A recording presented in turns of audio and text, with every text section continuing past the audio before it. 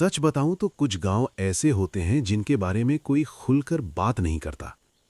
नक्शे में नाम होता है, लोग रहते हैं, पर फिर भी लगता है जैसे वो जगह हमारी दुनिया की नहीं है। ऐसा ही एक गांव था, सोनापुर। नाम सुनकर लगता है शांत, सादा, सुनहरा। लेकिन जो लोग वहां गए, वो एक बात जरूर कहते हैं, वहां रात को आईने में मत देखना। शहर की भागदौड़ भरी जिंदगी से दूर मैं अजय अपने गांव सोनापुर लौटा था कहना शायद ठीक नहीं होगा। मुझे आना पड़ा था। पापा के अचानक गुजर जाने की खबर ने मुझे यहाँ खींच लिया था। गांव की हवा में एक अजीब सी उदासी थी, या शायद वो मेरे मन का वहम था। घर पहुंचा तो चाची दरवाजे पर ही मिल गईं। उनकी आंखों में आंसू थे, लेकिन उन आंसुओं के पीछे एक अजीब सा डर भी था। घर के अंदर घुसते ही मुझे कुछ खटका, कुछ अजीब था। घर वही था, पापा की यादें हर कोने में बिखरी पड़ी थीं, लेकिन फिर भी कुछ बदला हुआ था। मैंने चारों तरफ नजर दौड़ाई। दीवारें खाली थीं। नहीं, तस्वीरों से नहीं, किसी और चीज से। फिर मुझे समझ आया, घर में एक भी आईना नहीं था। बाथरूम में, बेडरूम में, यहां तक कि बैठक में दीवार पर लटकने वाला बड़ा सा आईना भी गायब था। मैंने चाची से पूछ ही लिया, चाची, घर में एक भी शीशा नहीं है, सब कहाँ गए? मेरी बात सुनकर वो सहम गईं। उनकी आंखों का डर और गहरा हो गया। उन्होंने घबरा कर मेरी नजर से नजर चुराते हुए कहा, यहां नहीं रखते बेटा, अब आदत नहीं रही। उनका जवाब इतना अजीब था कि मैं कुछ कह नहीं पाया। शाम को मैं गांव में टहलने निकला। अजीब सी खामोशी पसरी थी हर तरफ। लोग मुझे देख रहे थे, लेकिन उनकी आंखों में हमदर्दी से ज्यादा कुछ और था, एक चेतावनी जैसी। गांव के आखिरी छोर पर एक पुराने बरगद के पेड़ के नीचे रामू काका बैठे थे। वो गांव के सबसे बुजुर्ग इंसान थे। कहते हैं उन्होंने गांव को बसते और उजड़ते दोनों देखा है। मुझे देखकर उन्होंने पास बुलाया। उनकी झुर्रियों भरी आंखों में एक गहरी समझ थी। उन्होंने मेरे कंधे पर हाथ रखा और धीमी, कांपती हुई आवाज में कहा, बेटा, तुम शहर के हो, इन सब बातों को नहीं मानोगे, लेकिन एक बात याद रखना। वो एक पल के लिए रुके, जैसे सही शब्द ढूंढ रहे हों, फिर बोले, इस गांव में रात को आईने में मत देखना। मैं हंस पड़ा। काका, आप भी कैसी बातें कर रहे हैं? वैसे भी घर में एक भी आईना नहीं है। मेरी बात सुनकर वो मुस्कुराए नहीं। उनकी आंखों में वही चेतावनी थी। उन्होंने कहा, आईना यहां सच दिखाता है बेटा, और सच हमेशा इंसान नहीं होता। उनकी बात मेरे सिर के ऊपर से निकल गई। मैंने इसे गांव का एक और अंधविश्वास समझकर नजरअंदाज कर दिया। कितनी बड़ी गलती थी वो।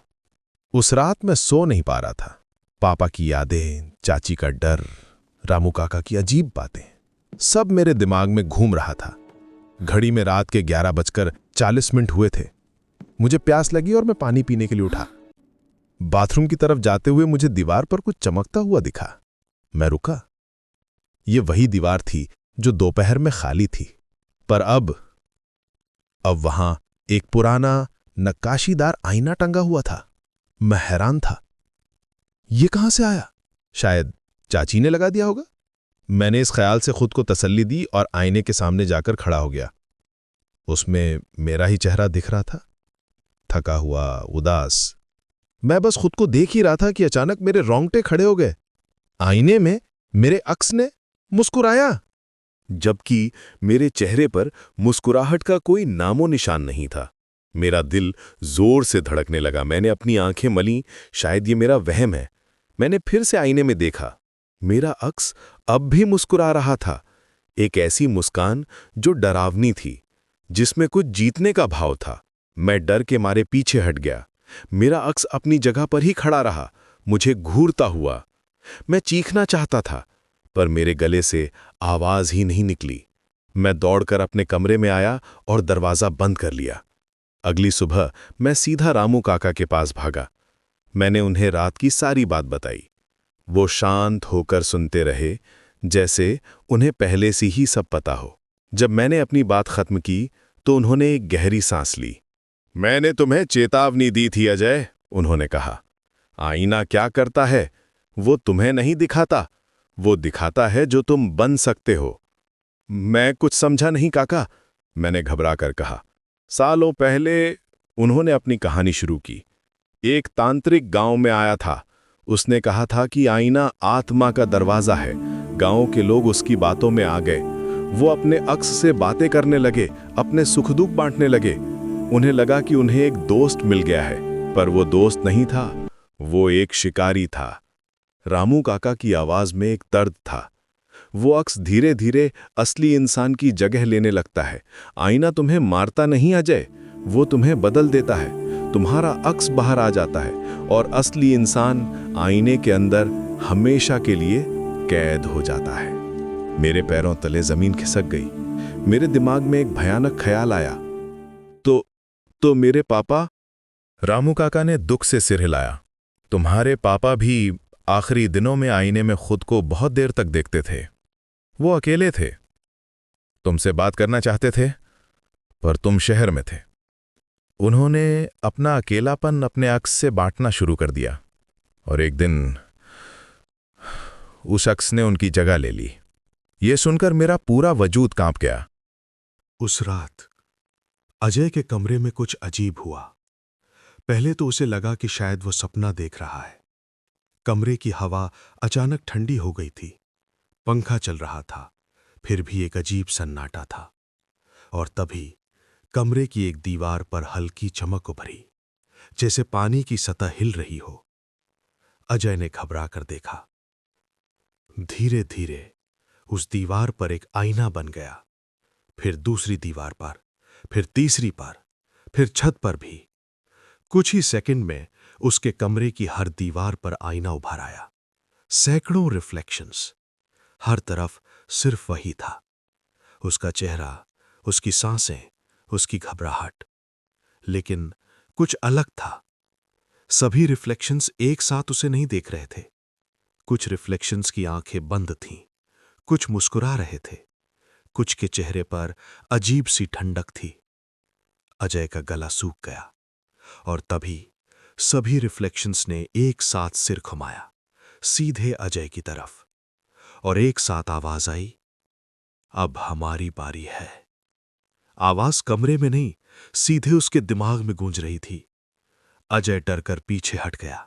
उसकी सांसें तेज हो गईं और तभी उसके सामने वाले आईने में कुछ बदलने लगा। उसकी जगह कोई और खड़ा था। अजय की आंखें फैल गईं।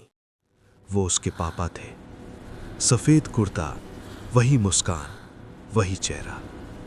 लेकिन उसके पापा तो 2 साल पहले गुजर चुके थे। आईने के बाहर अजय के सामने उसके पापा खड़े थे।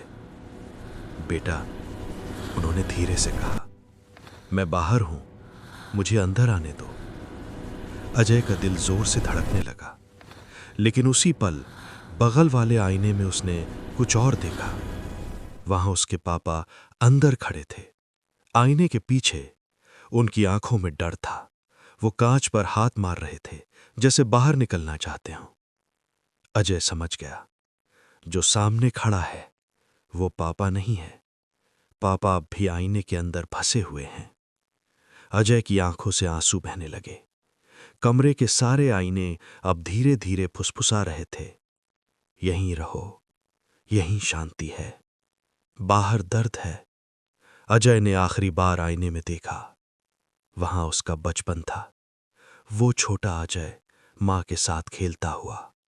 घर में हंसी, एक झूठी शांति, सब कुछ इतना सुकून भरा कि दिल चाहता था बस वहीं रह जाए। आईना फिर फुसफुसाया, यहीं रहो। अजय के हाथ कांप रहे थे। एक पल के लिए उसने सोचा शायद यहीं रहना सही है, लेकिन तभी उसे आईने के अंदर फंसे अपने पापा की डरी हुई आंखें याद आईं। उसने पास पड़ी कुर्सी उठाई और पूरी ताकत से आईने पर दे मारी। कमरे में तेज आवाज गूंजी। सारे आईने एक साथ चटक गए। चमक गायब हो गई। कमरा फिर सामान्य हो गया और अजय बेहोश होकर गिर पड़ा। अगली सुबह गांव में सब कुछ सामान्य था। अजय भी, वो पहले जैसा ही दिखता था, पहले जैसा बोलता था, पहले जैसा मुस्कुराता था।